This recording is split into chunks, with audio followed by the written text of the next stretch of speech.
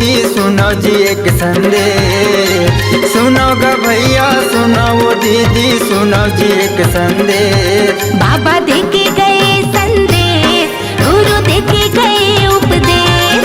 बाबा देके गए संदेश, गुरु देके गए उपदेश। सुनो ग भैया सुनो वो दीदी सुनो जी एक संदेश, सुनो ग भैया सुनो वो दीदी सुनो जी एक संदेश। बाबा देके गए संदेश, गुरु देके गए उपदेश। बाबा देके गए संदेश, गुरु देके गए उपदेश।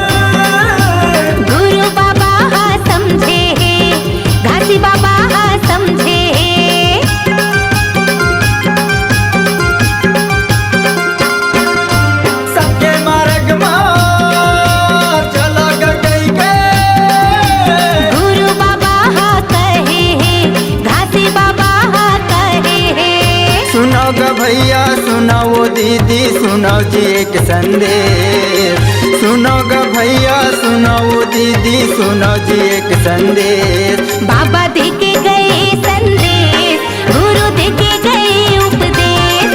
बाबा देके गए संदेश, गुरु देके गए उपदेश।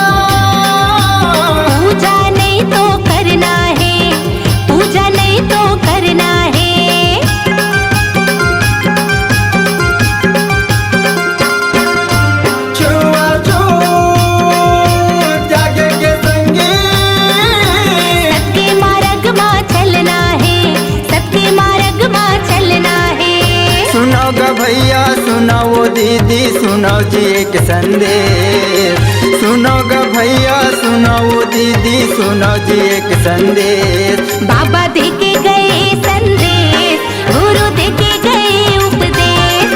बाबा देके गए संदेश, गुरु देके गए उपदेश।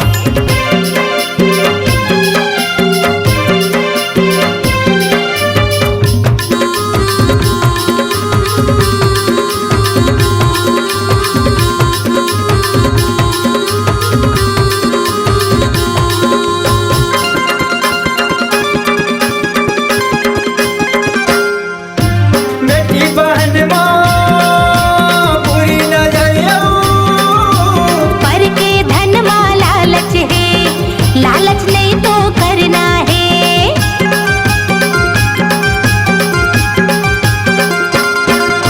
मद मदिरा छोड़ के संगी।